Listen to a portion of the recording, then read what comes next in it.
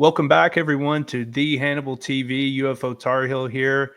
We have a special episode for you tonight. I have a couple guys on here that have just recently hit the airwaves about a book called Engineering Infinity, and this is an interesting one because it's right up our alley, talking about the phenomenon specifically with reverse engineering, potential hands-on interactions with equipment, potentially of off-world technology, but we can kind of dive into it and get into the book. And I have here with me Gene and Jim to talk it through, and I'll let them give their introductions. But hang on tight. This book has something for everybody. So I will preface it with that before we start with Gene and Jim.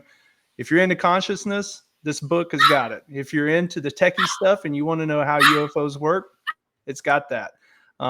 It's got predictions. It's got things and common threads that we see present day with people like Dr. Nolan, even claims from people like Lazar and others in the community. There's so much interwoven into this book. So I just want to put that as the carrot out there for everybody, that this is really going to have something for everybody. But getting right into the author here, I'll let Gene kick it off, and then we'll hand it over to Jim for introductions. So go right ahead, Gene. All right, thanks. Appreciate you having us. And yeah, what you described is just the tip of the iceberg of the journey that we can get into. But as for myself, I started my career way back in the 90s. I was in the U.S. Air Force, left there as a staff sergeant, Air Force Security Forces. My specialty was actually nuclear weapon system security. So like some of the Minuteman missile things that have been out there. I was trained around that. My career following the military was basically as a contractor, working in global security and intel. I worked with a number of three-letter agencies, worked inside the oil and gas industry, focusing on critical infrastructure and transnational security risk management for global companies. I've been more places than not. It's easier to just ask where I haven't been. And, I technically retired in 2017, and then this dropped in our lap in 2019, and have been sort of working with this since then. Wow. Excellent. Yeah. So a lot of experience there then. So this, when I'm imagining when we dive into this, when you were dumped these documents, you must have been giddy there for the first couple of weeks, having looked through it. Like, what have I been missing out on? Because this was your father-in-law, no? Correct. Yeah. Yeah. So we'll get into that, but don't want to steal any of Jim's thunder on his introduction. Okay. Thanks. So I'm Jim Arak. I have a bachelor's in electrical engineering from UMass at Lowell, and a Master of Science in Electrical Engineering from Texas Tech University. My friends up there go Tech, and good football team. So I started as an R&D engineer during my undergrad and finished during grad school. And then when I came out, for starters, I had a few 2-year and 3-year stints at different high-tech companies, everything from manufacturing engineering all the way up to software development and computer circuit board design. So yeah, I'm a techno geek. With that being said, I worked at a few startups, and then I had my own startup funded by different agencies like Department of Energy, NASA, National Science Foundation, and then as of late, I've been working for contracting for different defense firms. So I've been doing that for almost 11 years right now. R&D is a passion of mine, always has been, and so I've been involved with MUFON, Mutual UFO Network, Massachusetts chapter. And I'm a field investigator, and I also do our media outreach. Yeah, and I mean, MUFON does so much. Just this week I was reached out to by someone else with their story from the actual experiencer reached out to me. And as I started talking to him, and I wanted to have him on because I'm trying to have more content like this, a book something hands-on, something where we can actually talk through it, or an actual experience it, rather than covering the UFO politics every week. There's a lot of drama there, don't get me wrong, but like having some content as well, right? And he actually said that MUFON Iowa was helping him out. And if they weren't there for him, he would have had no one to kind of vet and vent to. So, I think they perform a really good service, right, for people, especially when someone who's not into ufology and then they have an experience. Where did they turn to? Who did they turn to, right? That's right. Absolutely. And that's, and that's exactly how Jim and I, met up. It was really, years of research and years of, 4 years of trying to reach out to the who's who of the ufology world. Yeah, it's wild. And the academic world, and just, dead end after dead end. And finally, I was inspired. I'm like, you know what? I'm just having a press conference, and I blasted it out. And Jim picked up on it, and dove into the book for about a week before the press conference, and then and then it's been kismet ever since. Yeah. I've done a little bit of other things. MUFON Massachusetts, has interviews from time to time, but my primary MUFON focus has been field investigations and this book by Gene, but original transcripts and scientific log by the scientist Valerijs Černohajev, and it's amazing stuff. Well, yeah, and let's dive right into that then. I mean, it's as we said, this was Gene's father-in-law, right? So, I mean, now was Valerijs living over here, or was he still in Russia? No, so he was living in Kazakhstan. So his daughter, my wife Natalia, we met in Riga, Latvia in early 2017, and me being me, she couldn't resist, and by late 2018 we were hitched. And nice work. we immigrated, so we came back to the US, and it was around the end of the year, so November, just around the holidays, and she was catching her dad up. He was living in Kazakhstan. She was just catching him up on the family stuff, talking about our son. Yeah. And he was just about 12 at the time, and was getting ready to go into Civil Air Patrol. He, had this interest in aerospace sciences and aircraft and all of that. And her dad had the aerospace background, and he just casually says, "Oh, I'm going to send you some of my old work. Maybe he'll be interested in it someday." Great. Time goes by, DHL package arrives. We know who it is, where it's from. It goes on the kitchen table.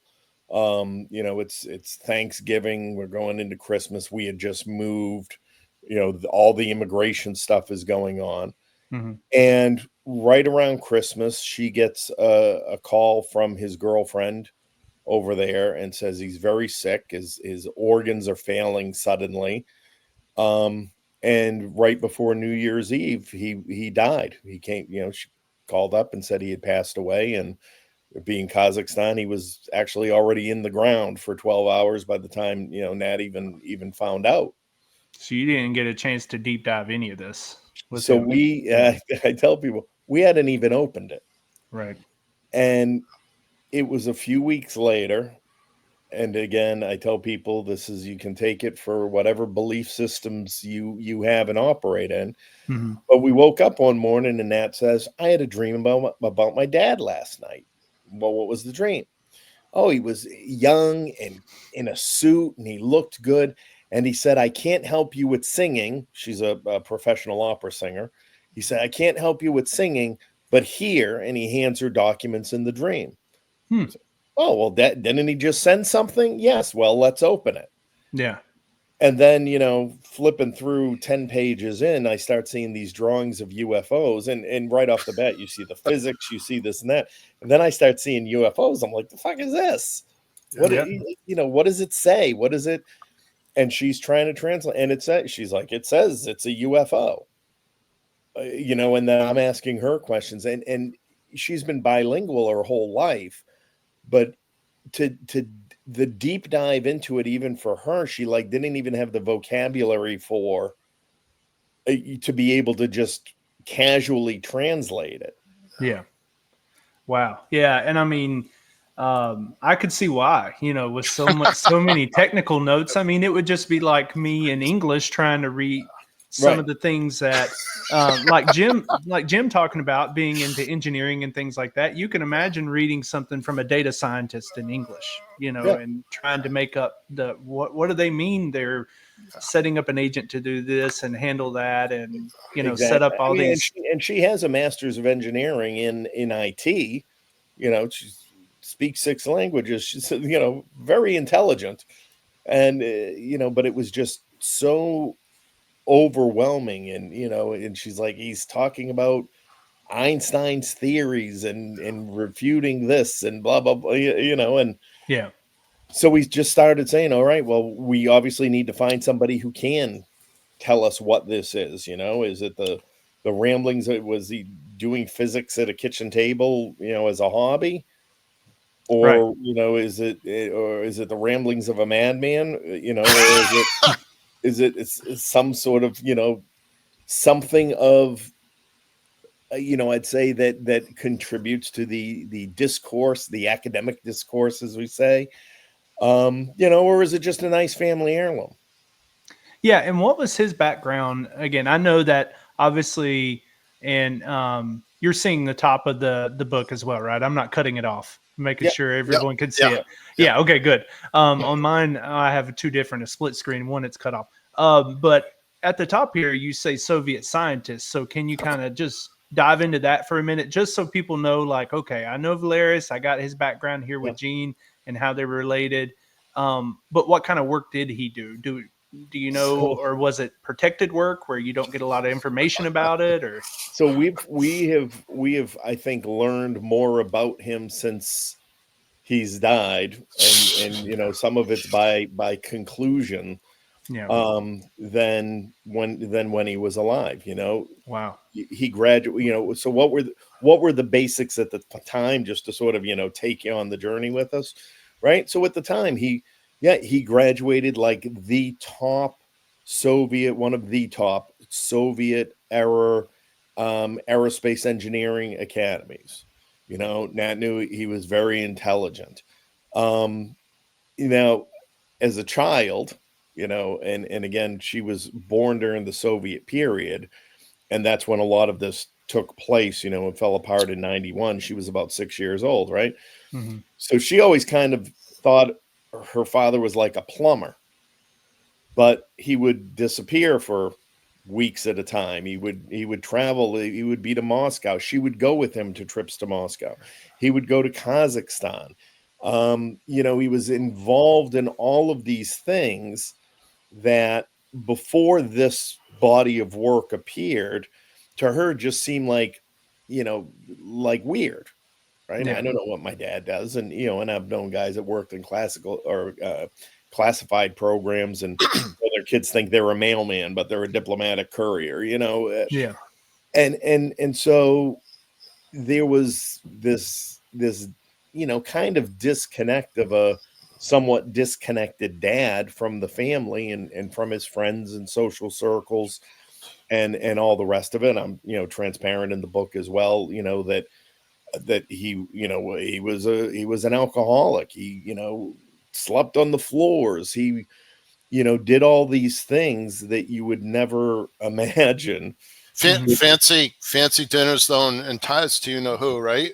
Well, exactly right. And then you counter that to specific some things that have happened, even up until recently, or recently I should say, into the 2000s, where he was able to intervene with the Kremlin for somebody on an international issue and whatnot. Nat remembers going to embassies and friends who was an ambassador's daughter from France, and and all these other things. Her family, she would say, oh yeah, my family loved the Soviet Union. They thought it was great. They had everything. They thought, and I'm like, well, right there is a clue. You were not, part of a normal, typical Soviet family, let's say. Yeah.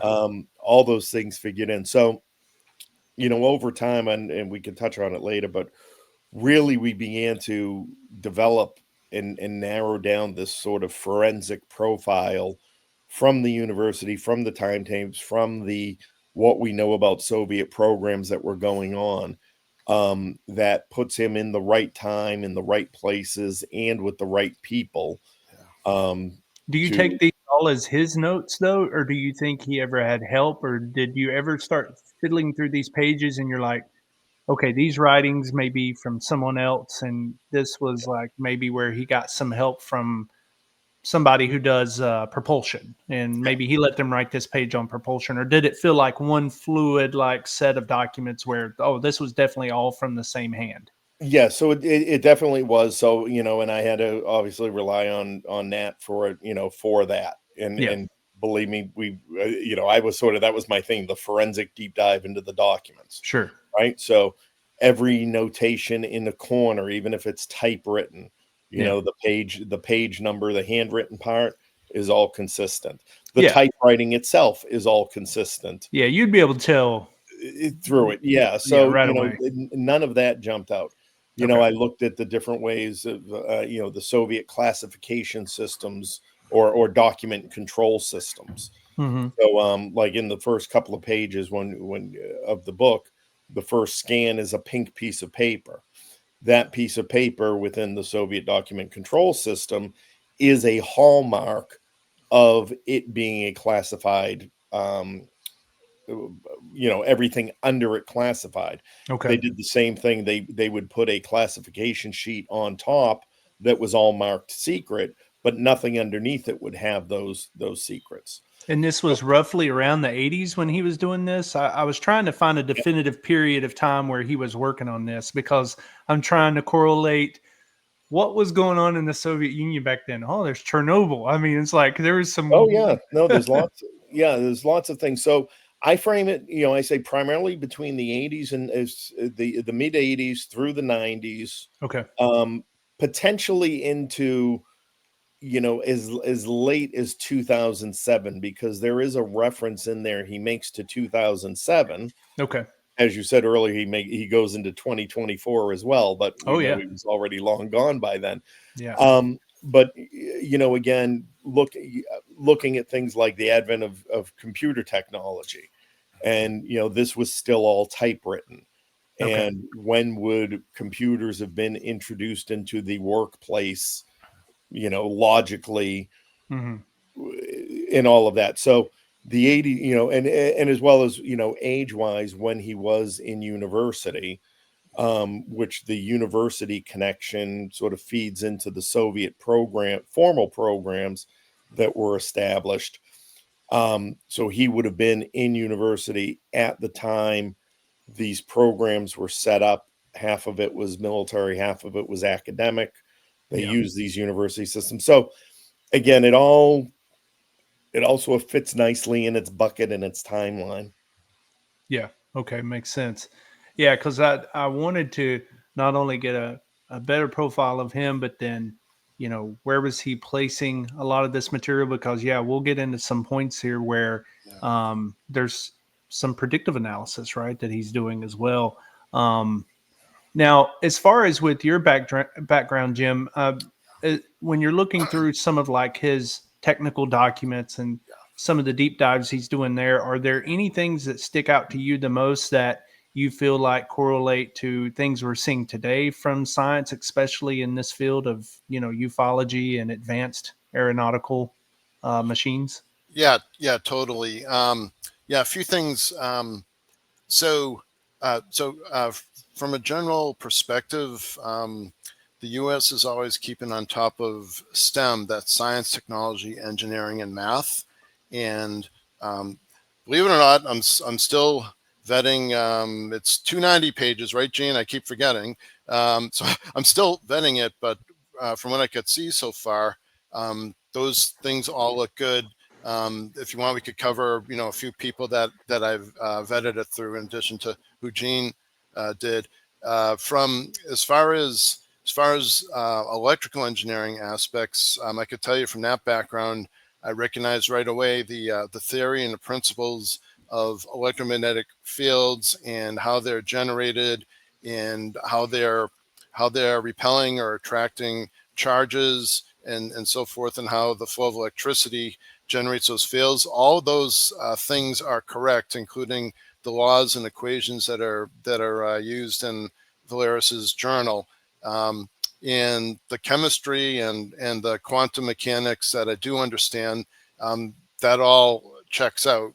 The nuclear engineering part, I know a little about just from my chemistry background, and as far as I could tell, it looks sensible, but I can't figure out all of it. But now talking about, the whole ufology and what are the phenomena that we see today, and are there any parallels?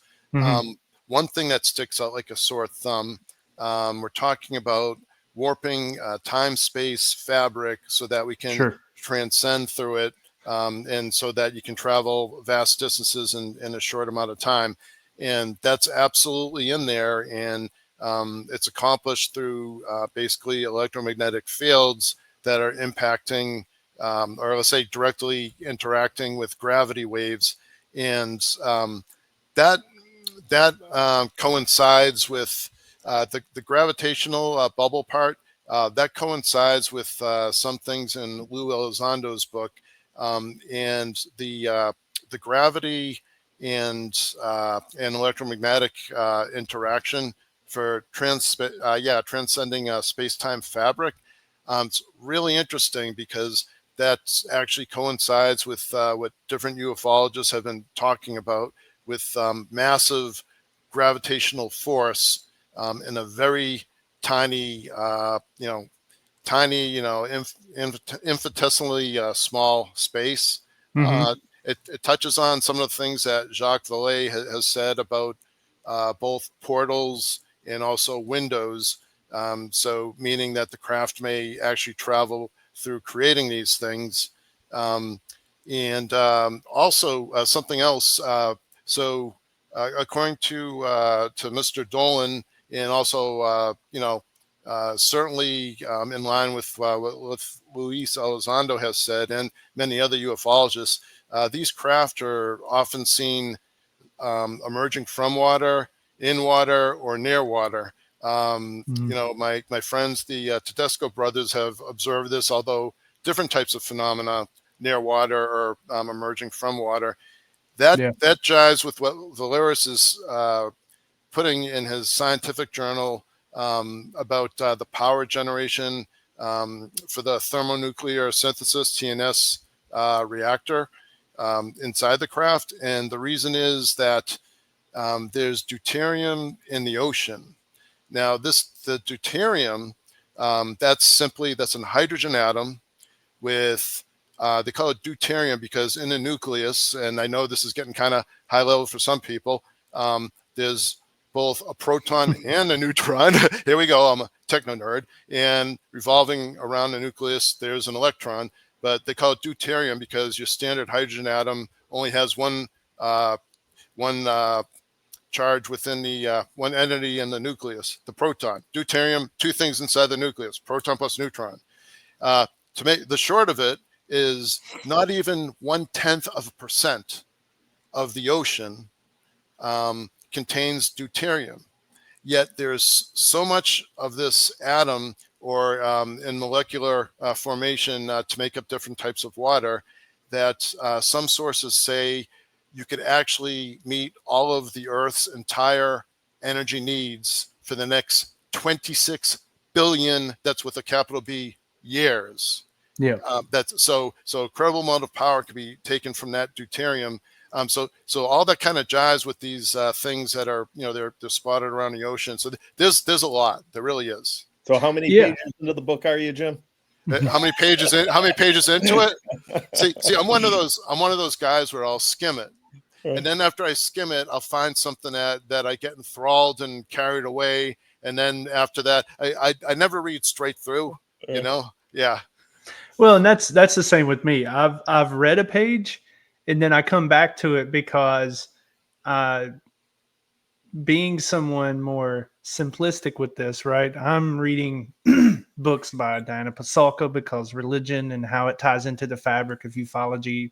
intrigues me. But I do like the technical aspect of it. But I've never really found anyone that could lay it out in an interesting way for me, to where there's also these cross sections of like other things going on in ufology. And that's why I highlighted a couple here, is because, you know, you hear stories, and what you're trying to do just naturally with your mind is corroborate it through some other evidence, right? Is there somebody else that's saying this? You know, because it's an empty echo chamber sometimes when Lazar comes out and says, yeah, it's got these, emitters, and you can point them.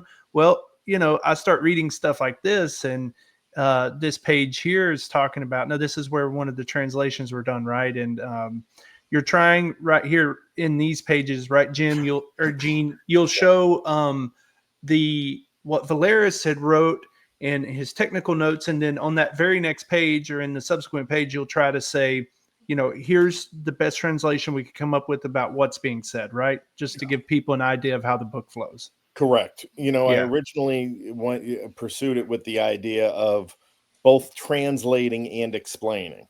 Okay. And the fact is, I'm not qualified to explain any of it. I hardly understand it myself.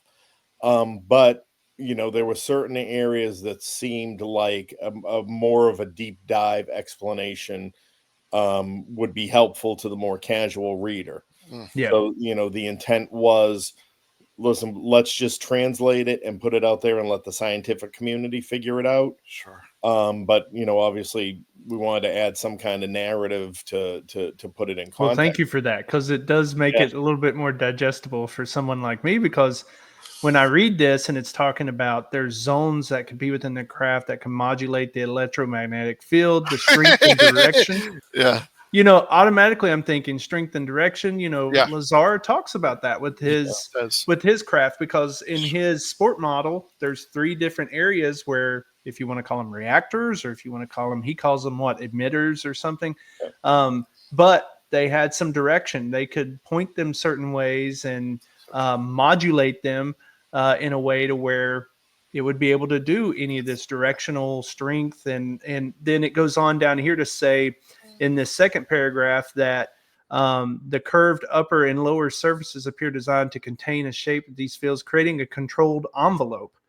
And again, that's exactly what Lazar was talking about with his craft. And there's even a picture on here that kind of shows that motion that, you know, through the arrows of like, now Lazar would draw this as a heart around the craft. I don't know if y'all have watched him draw a heart around the craft. And what he's pretty much trying to say is it's creating that envelope to where the craft can go forward, because it's doing a space-time manipulation. So those are the things that really intrigue me about the book, is seeing something that somebody could have been writing pre-Lazar, you know, and they're kind of saying the same thing. There's these things that are in the craft that can be pointed, modulated, and then create this envelope for it.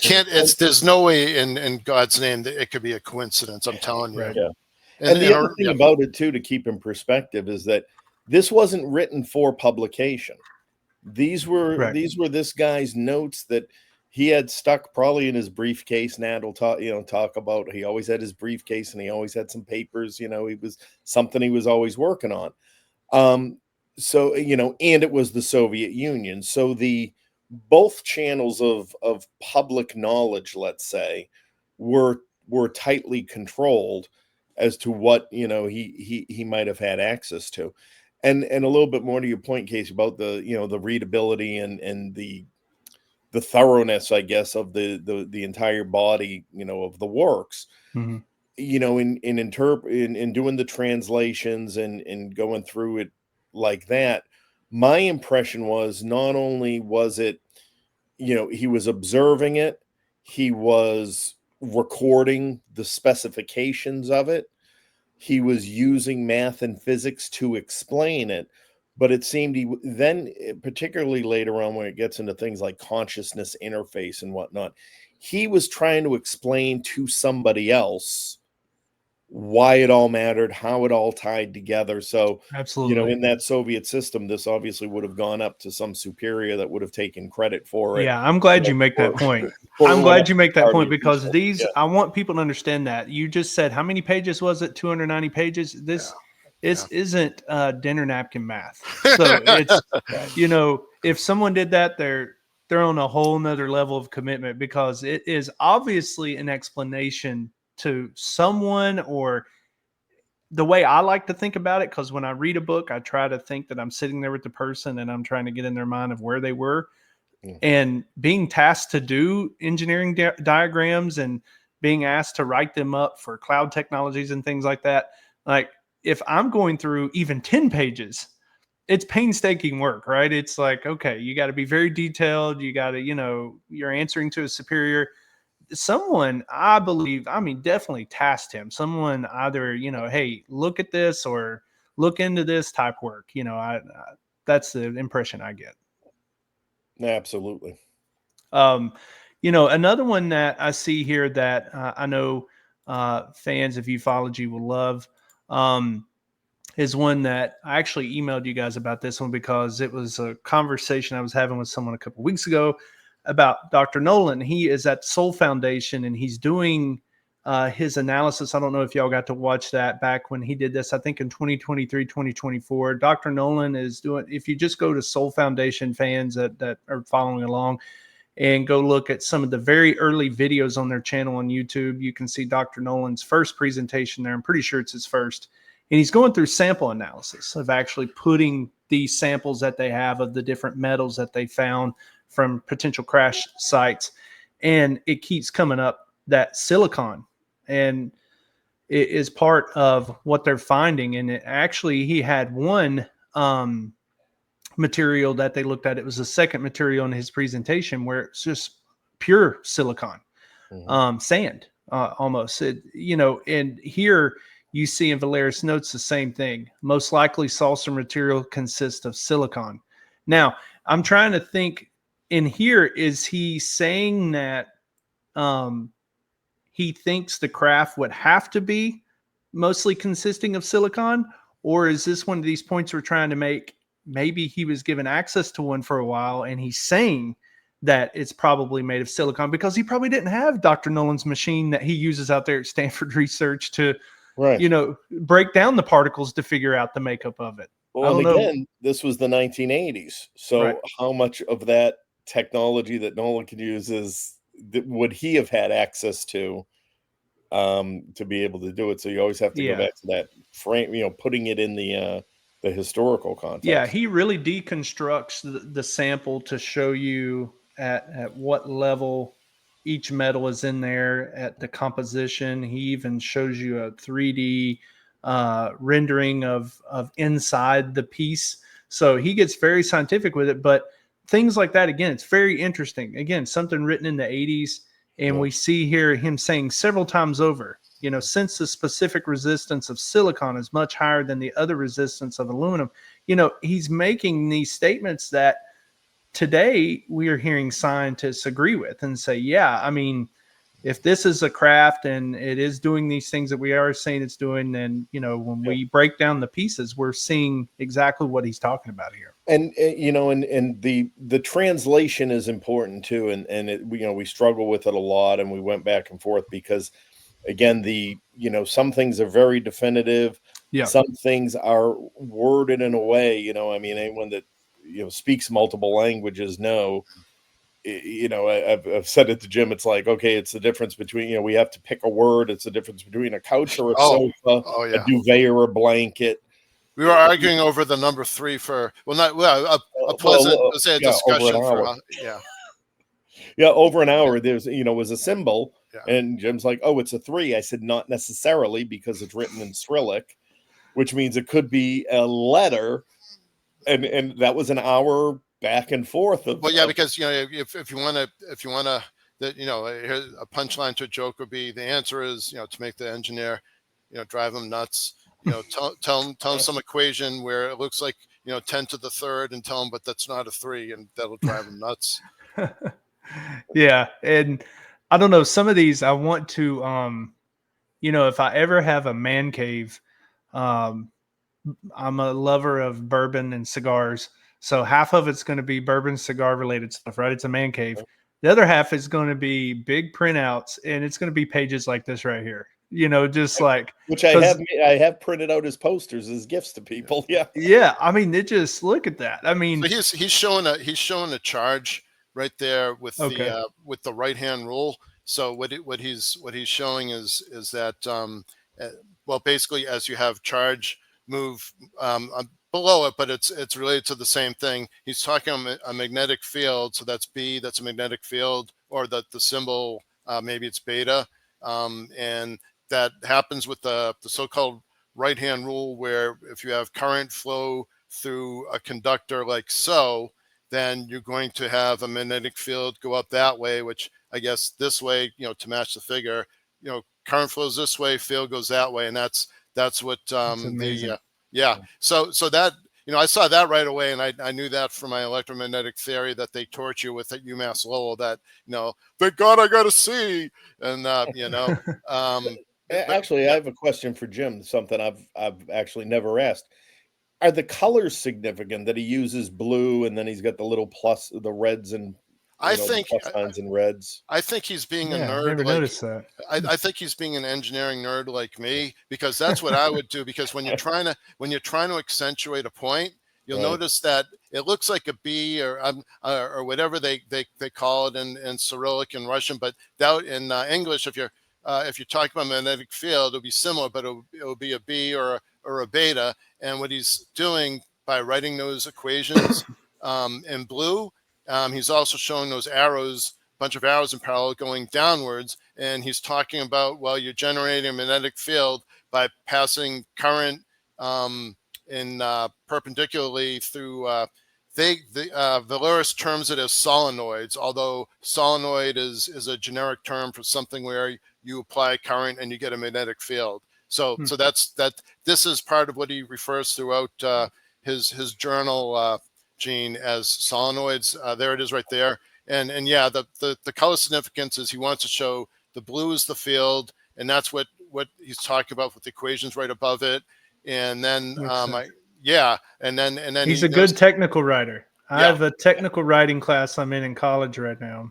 And it is, they teach you about proximity of what you're talking about. So he's definitely a good technical writer. And color is obviously a big part of that if he's trying to draw. But again, that proves a point that he's writing it for someone, right? He knows someone. You do technical writing and you learn technical writing skills because someone else is going to have to read it and digest it. And it can't just be for your own fun. And it just laid out too professionally as well. I don't know. What is this type right up here? Do you know what this means? There's I didn't know if this was like some. I was just no. It's not it's not a classification. Okay, I don't have NAT right here, so but I'm only bringing it that well.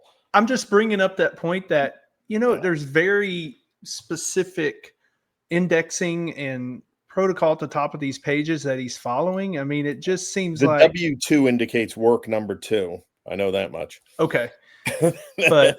I mean, why would you go through that level of coding and indexing things and making sure that you're setting up the page this way to appease who? I mean, that's what eats away at me when I'm reading this, because I'm like, I would love to know who is this for? Was it just for a review journal they were doing?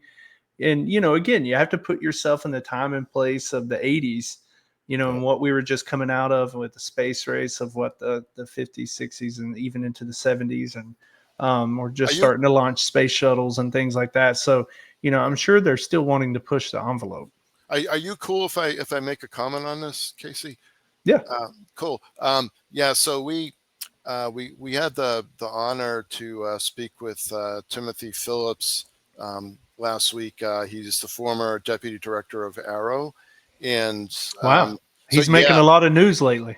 Yeah, he sure is. And so he skimmed the book, and he said he was a history major and also military science major and so forth. Yeah. But he did the honorable thing like a good soldier and skimmed the book, and said he'd answer the questions as best as he can. But Gene, go ahead and say. What we asked him about what the intelligence community would think, and you know what his answer was, right?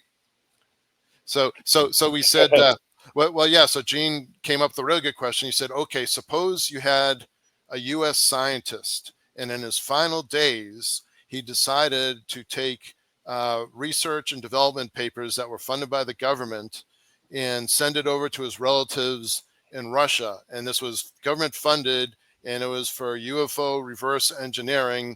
Obviously there's a certain, certain security protocol to do this.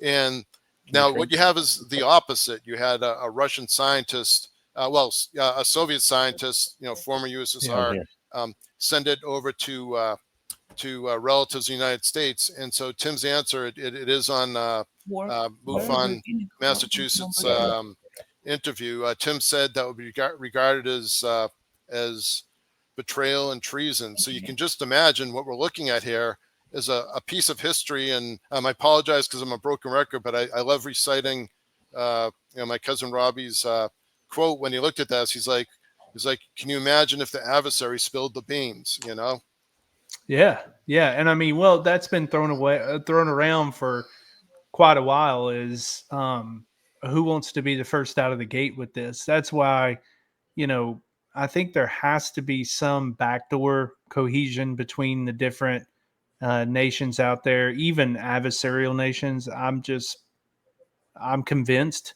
Now, I know there probably still protection of certain things, but there's so many similarities here as well where, were they all on to the same thing around the same time? Because again, we're talking about Lazar, we're talking about Nolan, we're talking about these people here at stateside, that seem to talk about these things, the material structure of the craft. There was another note. I don't know if I took a picture of this one, talking about the, and I may have, and I don't know, maybe I left it out, but there was a note in here talking about the single construction of the propulsion and how it should be made of one solid cast compartment. Yeah, right here. Most notable is the specification for a solid cast compartment forming the base structure. In the single piece casting they're talking about is to uphold integrity, right? You don't want to have a bunch of moving pieces on something that needs to keep everything crammed in because of the enormous amount of energy they're looking to produce. You can't do that and have 16 parts to this piece of propulsion device, right? So they're saying here it needs to be a single piece casting. And again, that kind of goes back to someone like a Lazar who's saying he's working on one of these reactors, and it was a single piece. And they tried to cut into it, and he said he was on the job with Barry, as he calls him, because someone tried to cut into it and it killed him.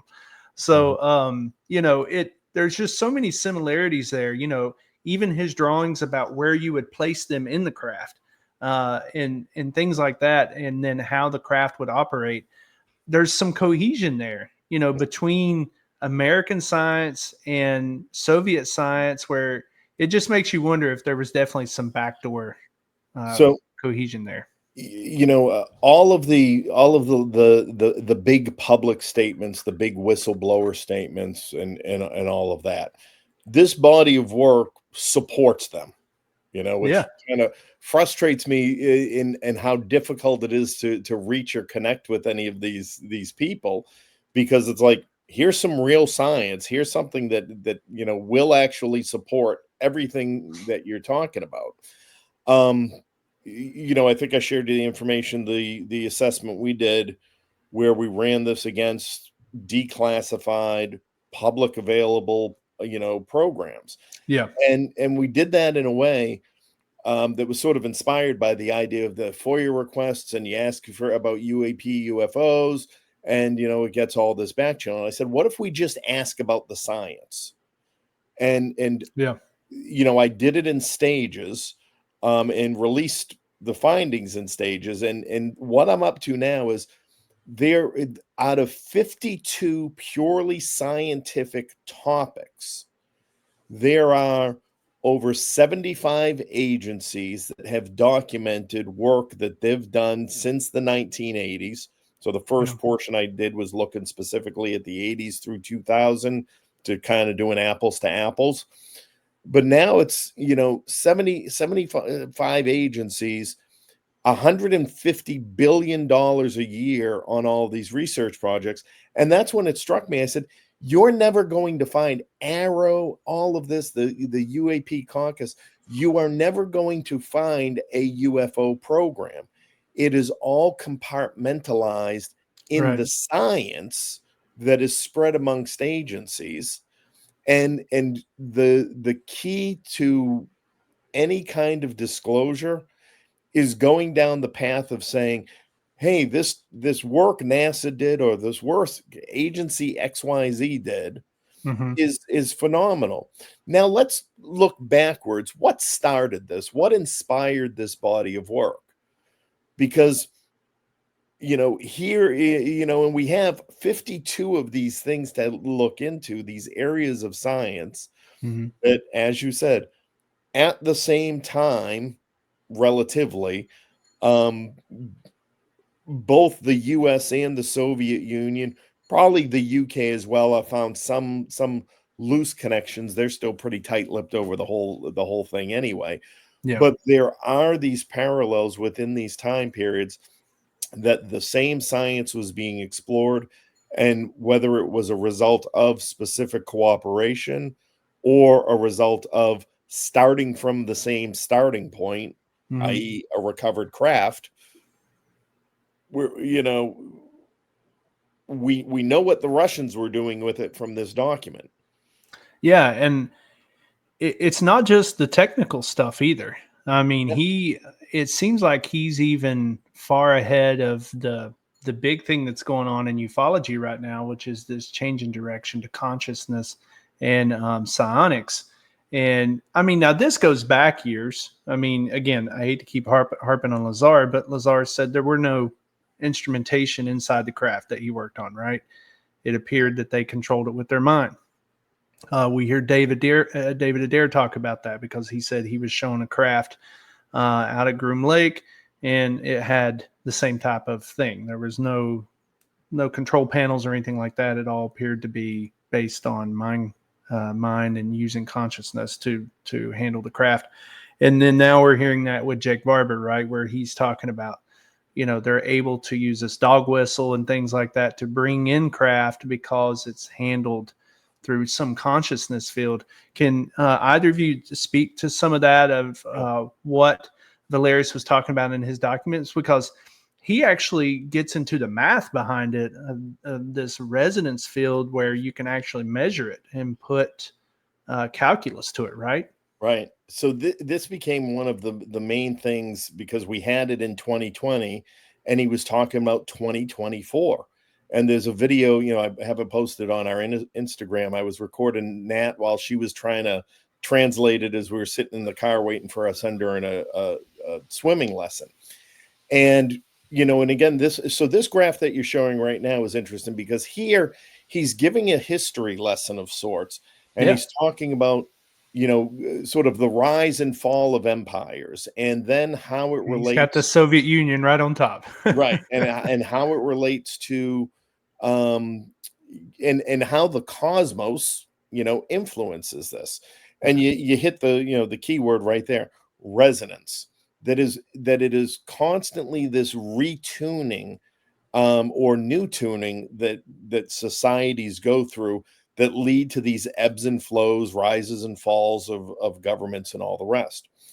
And so these all fit kind of those brief cycles. This is more the macro level cycle. These are more the micro level cycles of, coming onto the scene and then going through very significant events and change, right? But overall, it's part of a whole macro life cycle, right? Yep. Of whatever he's wanting to call out here. I can't remember what the rest of these were, but you note them. So the top one's Russia. Soviet. The second one, the KHP, is China. Then the USA, the CWA looking thing, and then the last. If you can zoom in on that, I've got old person eye. European Union. Yeah, and you can see. I mean, there's your 2024 line again. Wow. Right. That one almost gives you goosebumps when you're reading this, and you're like, this guy's from the 80s and he's talking about 2024 when, all of us could point back and say 2024 was a very pivotal year for us anyways. It's an election year, but it's, it's a pivotal year, right? And then you have so many in ufology talking about a change in direction now after that. So there is some literature to back that up. I know that we have a page on here where he's actually speaking into that. And I highlighted one of those pieces here. So what I could have helped you right there. There's your English. I could have helped you some. I'm sorry.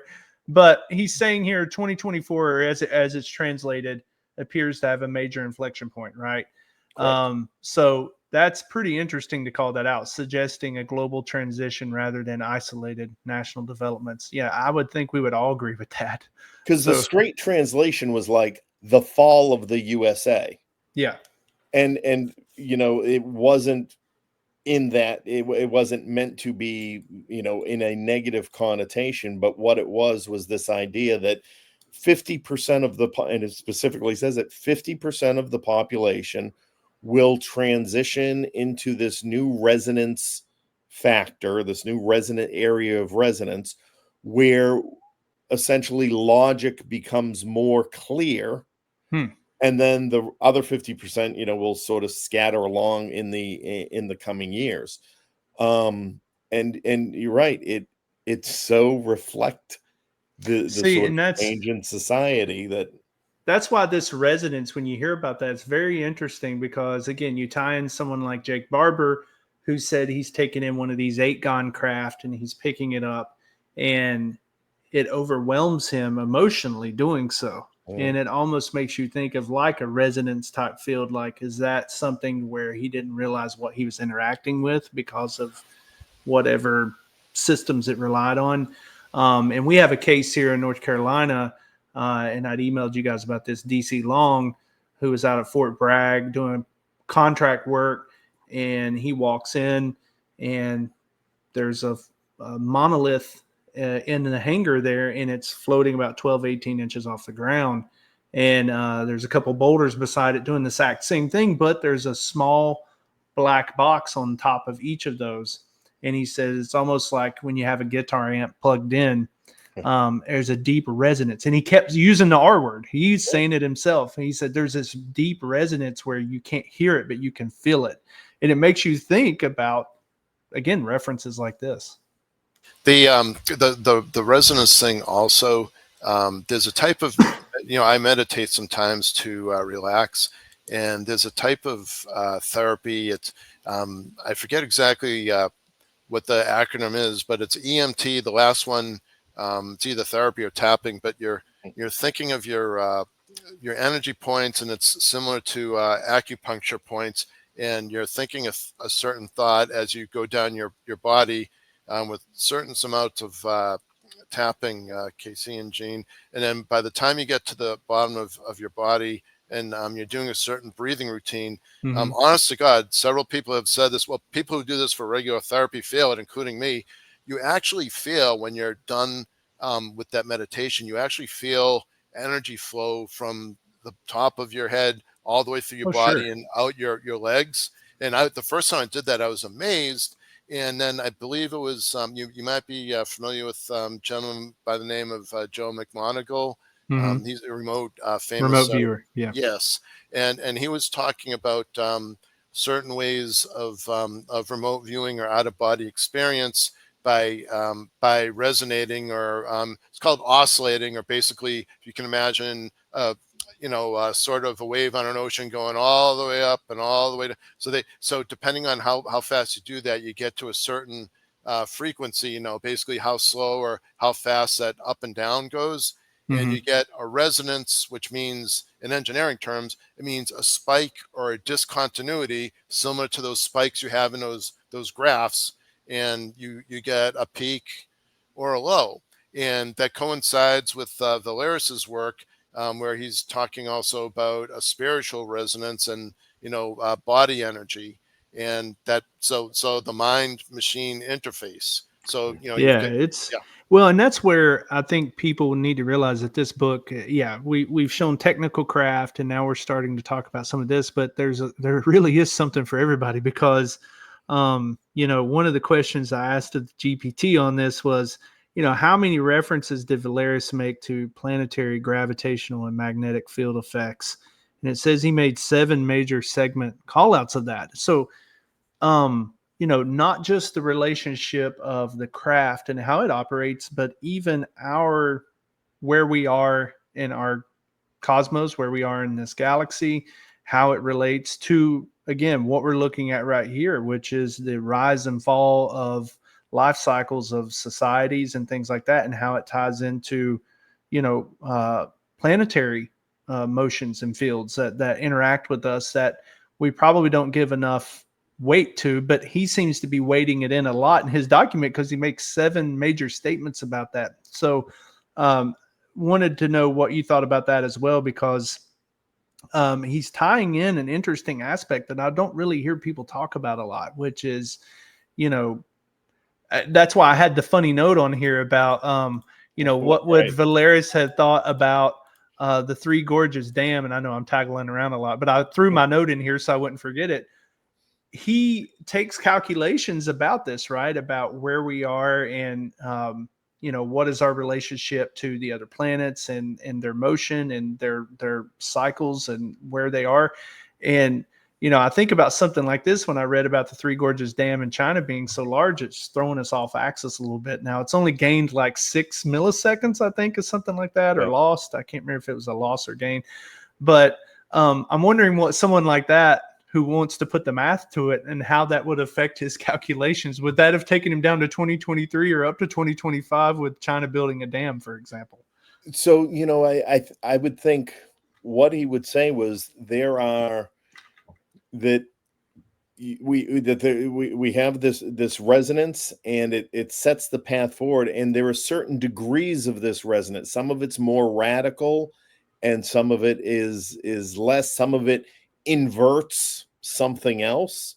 And so by the actions that when we are out of tune with the resonance of the universe, then we take actions that require another retuning and sort of set us back or cause something to happen that possibly shouldn't have happened. And it's why he focuses so much on this idea of getting, in tune, getting with the program, so to speak.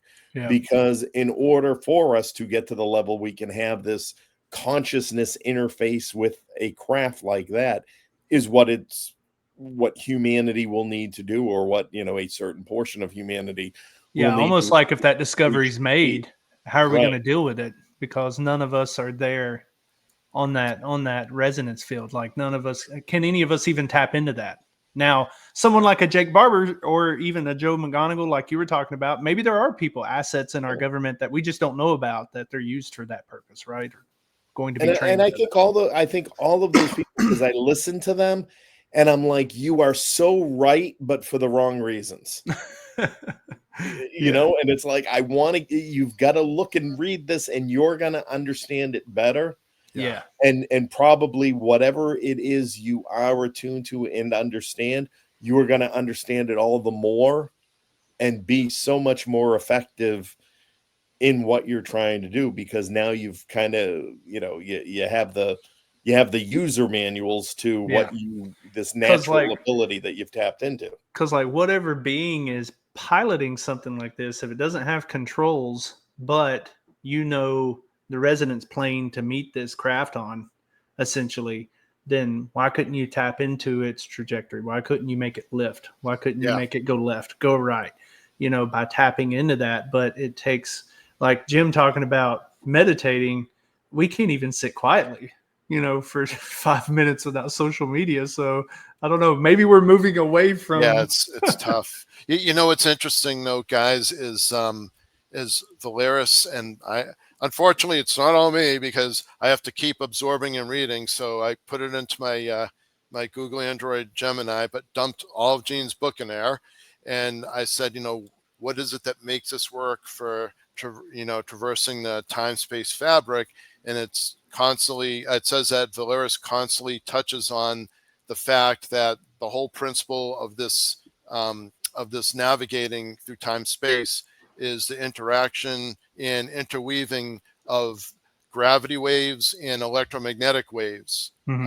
So those two tied together, and this resonance, you could just imagine, gravity, which is warping the time-space fabric, and then the electromagnetism, which is, according to Valerijs's work, that also, in addition to plasma containment, it's also involved in somehow actually changing the material composition of the actual craft on a quantum level, which, that part I wish I could tell you exactly how that works, but that's definitely, I'm unfortunately, I'm not a quantum physicist, but but that's where I'm sure you guys are itching for someone in the scientific community who works in these areas that could kind of pick this apart and go, this is something we've actually been playing around with. That would be interesting to hear. Yeah, and we do. So we do have some people actually through another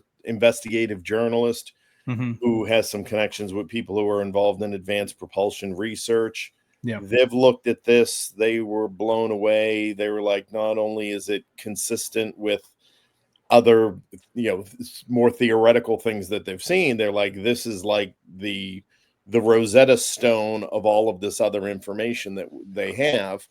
And they're at the point they're talking, and one of them is actually a nuclear engineer as well. He's at the point of talking about, maybe there's grants they can get because they would need to build a facility to do some of the testing that they think needs to be done with this. So there's like that movie Contact, isn't it? Yeah, there's some serious people like, that are diving deep into the science, which obviously is going to take some time. I'm presenting on Saturday for the Alternative Propulsion Engineers Conference, which is online with Tim Ventura. So I'm going to do about 40 minutes there to lay it out and again put it in front of a bunch of other engineers. Yeah, and I mean, this is kind of what the community's been thirsting for, right? We want the proof. We have a lot of people who they've coined the phrase "trust me, bro," which is the belief without seeing. Well, now you get to see something, right? And this is in front of you, whether you like it or not. Someone was sitting around 30, 40 years ago working on laying this stuff out, and this is the kind of stuff where we've been waiting to see. I mean, we have people in the community that said they've worked on craft, like a Lazar, but even he's really the only one that stepped forward to say, I was engineering on one. We've heard of blocked transfers from, Lockheed to OSAP where they were going to get a craft and things like that, and they didn't. So we don't really have a lot of hands-on, like people who would have worked on it and got to see their notes. And all we really get from Lazar is, his schematic on the sport craft, and then he'll draw up how the reactors work. But even then, he was very compartmentalized. He didn't get to, share a lot about the other craft and things like that, or see how it operates and things. So, other than saying it would push his hands away. But so as we kind of close out, I would like to know just what you guys think about. We've touched a lot on the book, but you both are digging in, especially you, Jim, being in with MUFON.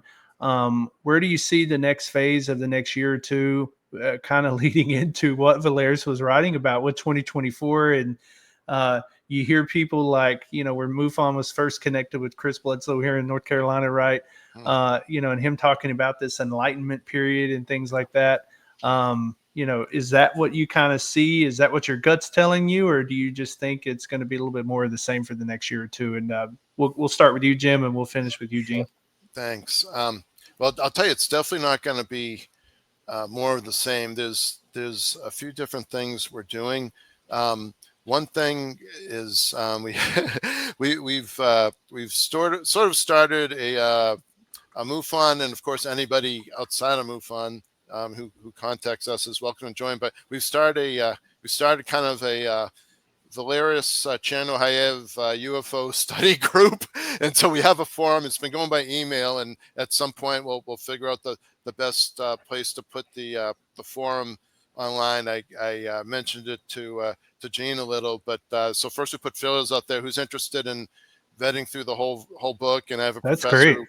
who went Yeah. through some of it, and just exchange ideas. Crowdsource the thought, right? Yeah. Yeah, and then the other thing is, at least from an organizational level, I was speaking with my mentor and Massachusetts chapter of MUFON boss, Mr. Eric Hartwig, and so he's been proposing to a few other state chapter directors having some sort of MUFON state to state meeting discussing this book, and all the workings of Valerijs. So the bottom line is it's consistent with MUFON's mission, which is to study and understand basically UFO and UAPs, and to educate the public. And this is totally consistent because basically I'd say we're in a learning and dissemination period. I would, people call it knowledge transfer.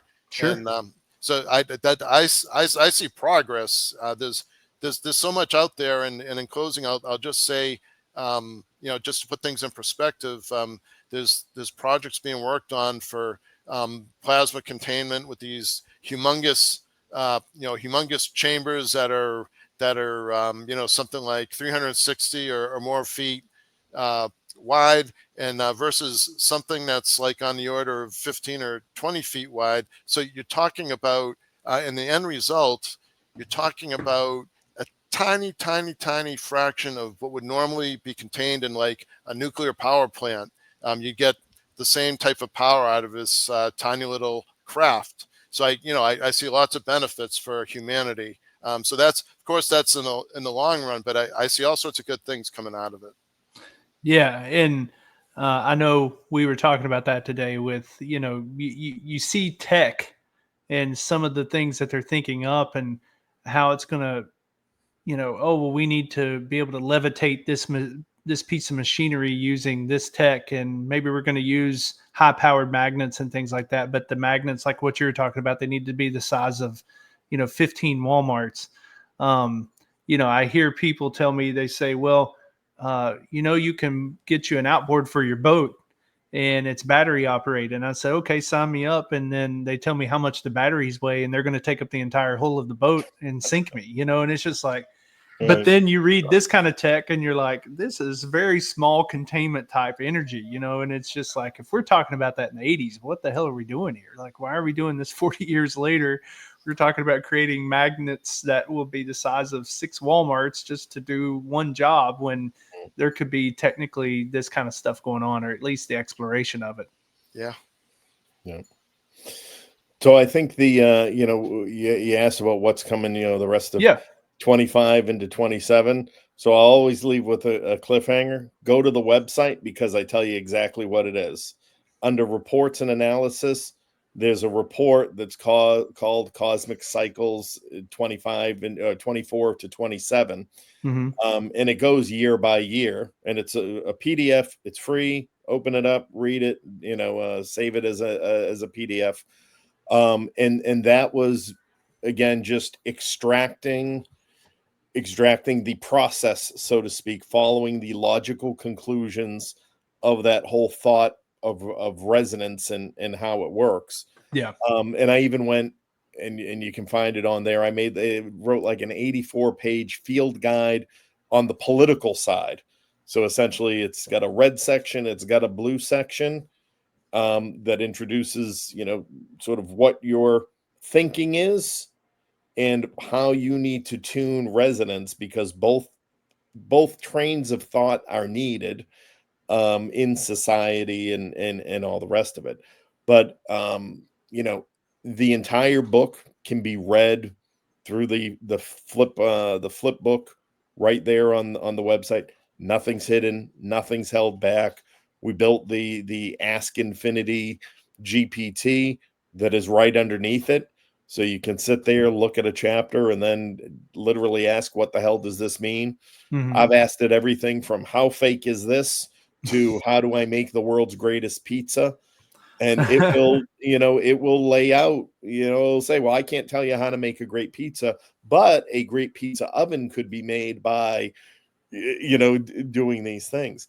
Yeah, it's And super helpful too. Yeah, it's definitely a helpful tool. And we're doing that because, again, it's that invitation to the public, to the scientific community. I want disclosure. I think it's important. So we're trying to lead by example a little bit.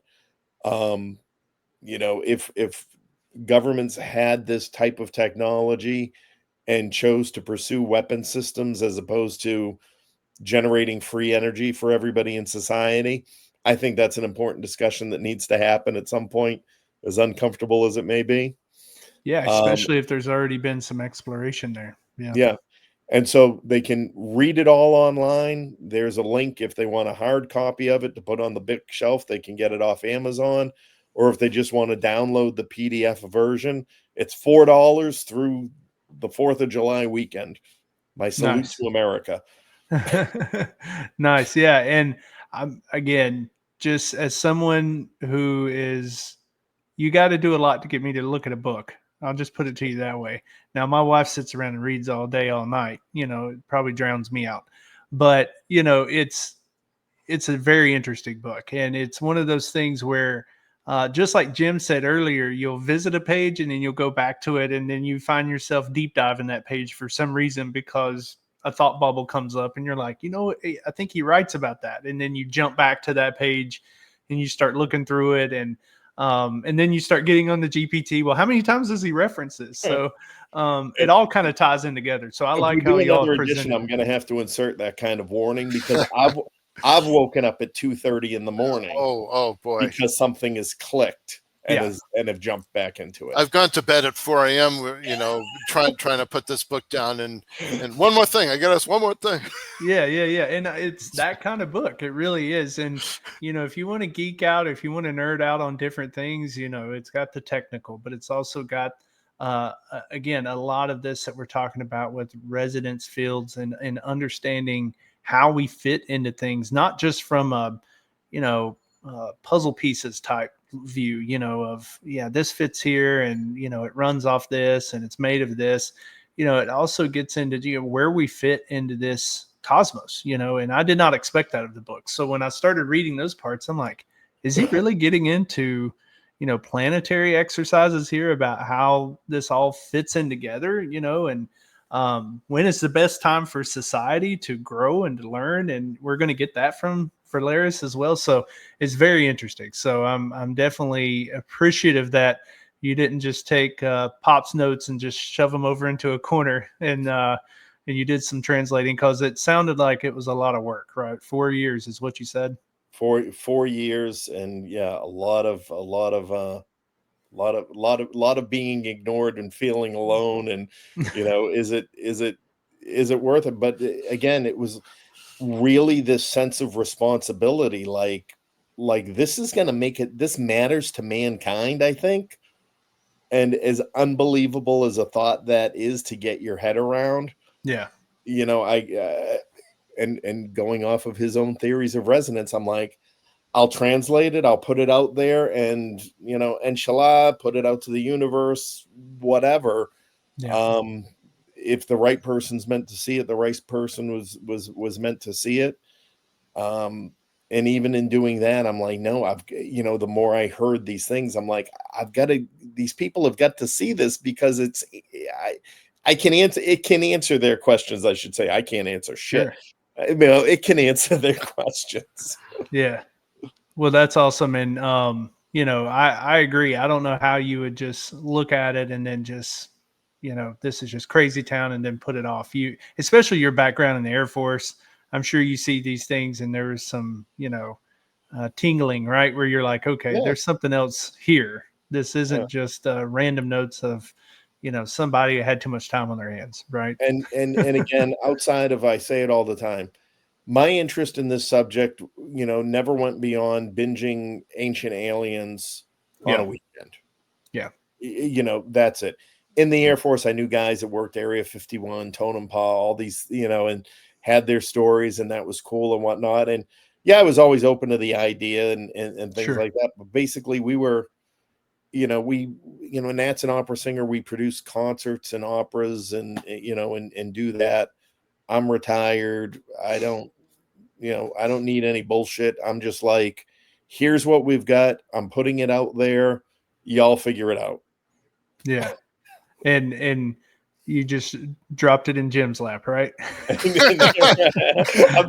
I got a hot potato. Now it has to torment Jim. Yeah, that's how you drive us engineering folk crazy. Is either tell us we can't solve something, it's not possible, or show us a 10 to the third power and say that's not a 3. That'll do it. And Jim will tell you. I mean, Jim continually drags me back into it because he'll be the first one to tell you how disinterested in this I really. Yeah. I mean, you have to be either a geek for it or not. So, Hannibal would even message me because he saw some of our emails back and forth. He said, "How long is this podcast going to be?" Because he's copied in there. I forgot Hannibal was copied in on the emails. Yeah. So. But that's the thing. It's like you learn something and you're like, oh well, that's interesting, and then and for me, I get angry about it. Then I'm like, well, why? These people are asking this question. Here it is. So now, Gene, you're referring to the way different investigative reporters have said in the past. Over time, there were Russian notes on UFOs, and they don't know where they went and is that what you're referring to? Because, a certain reporter who says he has a whole treasure trove of Russian notes, and I'm like, okay, here you go. I'll show you mine. You show me yours, and he went silent.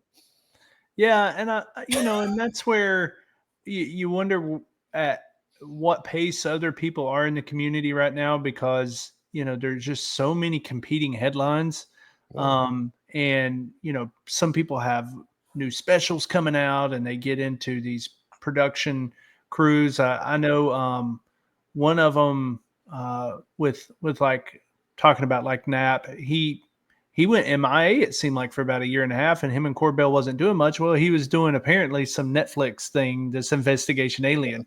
So it just makes you wonder. It's like it's such a hot topic right now. I've been investigating this for 30 years, but going back into the 2000s, it's just a dead zone. Unless you're connected into someone like a MUFON, right, and you're hearing stories come in, but nothing's really making it amplifying up to the stage where we're going to hear it. Now it's every week. There's so much content. And now that the government's involved and everybody's looking at Congress, and it just makes me shake my head, because I'm like, Congress is not going to tell you anything. They can't even do their basic job. And it's all the same info. It's all the same thing. Again, from the old Intel guy, it's circular reporting, right? That they're all doing. It's circular intelligence, yes, and trying to come to a conclusion. And there's fundamentally zero there, right? And that's why we call it the UFO echo chambers. And that's why I was telling you guys at the beginning, it'd be nice to start covering some things like this, covering some more things that are coming in from MUFON. We'll have a story coming up from MUFON, Iowa soon. And these are like real things, people on their way home and hopping out of their car and taking pictures of stuff, and they don't give a shit about ufology. They don't want to be involved at this at all. But who did they turn to when they got some orb floating behind their car and they make this drive home every night? Yep. And they never see any lights because they live out in the middle of nowhere. And now they got an orb following them. So what do? They take a picture of it and they contact MUFON, So it's like, we don't know what else to do with this because we don't deal in ETs and everything like you crazy people. So that's how they're telling me. And that's how they tell me. That was you, Jim, you crazy people. Right? Well, me too, because, but you take someone who has nothing to do with this, you tell them Stephen Greer, George Knapp, and they just look at you like, who are you talking about? I have no clue what you're talking about. And then all of a sudden this person next week's an experiencer. So, I've said names to Jim. I'm like, oh, this guy called me. He called you. That's big. That's okay, I guess. Yeah. So I would probably get it, Jim. So Gene, if you don't get it, I probably would, Jim, because it's like, Hannibal and I exchange on those things, but it's one of those things where I think people are moving into more content like this. They want to actually see where people were working on it, either looking at their notes or people are wanting to connect more with experiencers. So I think that's where we're kind of moving back into, because it's kind of got a little too political, you know, and then it just turns into that echo chamber. Every podcast turns out to be the same podcast, and every interview turns out to be the same interview. And where we're getting stuck in that cycle, and hopefully things like this book can kind of break through some of that and kind of push us back through, because we're kind of stuck in the mud right now with some of the reporting that's going on. So you're right. Yeah. I mean, a few people have touched, I'm glad you touched on it too, Casey, is, you know, it is unfortunate that there is a lot of infighting in the UFO community, because then, nowadays it's passe and let's say not even necessary to stigmatize someone who's interested in UFOs or UAPs, especially since we have a government organization looking at that. But what happens is, when you have a UFO UAP community, and then you've got a strong following behind different believers or leaders, and then people are clashing or arguing, then that takes away and divides us, and we're not as effective as a community.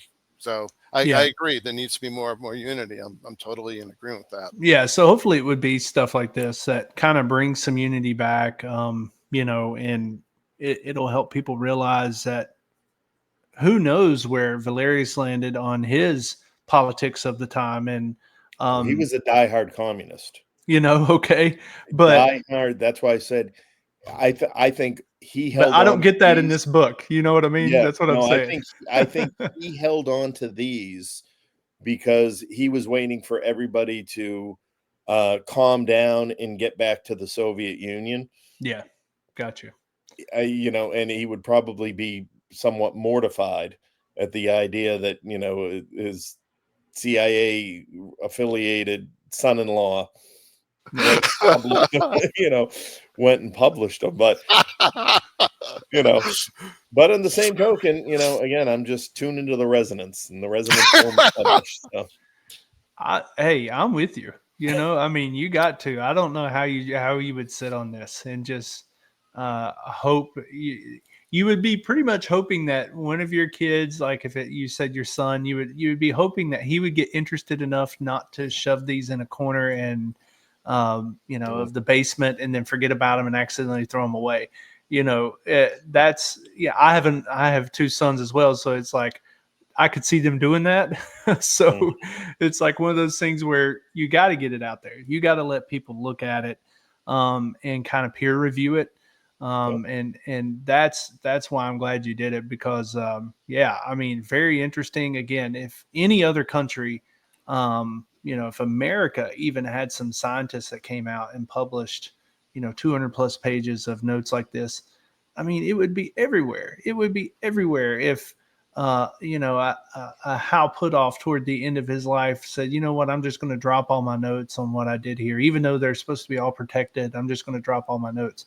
It would be insane. People would be combing through those documents for weeks and weeks and months on days, because, Hal's put his name out there, right, for such a long time, so maybe it'll take us some time to get Valerijs off the runway and make sure that people are paying attention. I think you doing a study group like what you're talking about, Jim, or trying to get his name out there and get kind of lift some of the notoriety a little bit. That way we can get people to kind of take it serious. But I definitely think publishing it into a book was the first right move to do, right? So, and not locking it away from people. It seems like you've made it pretty accessible as well. So, yeah. And again, the background, the story, was it really a UFO? All these questions and whatnot.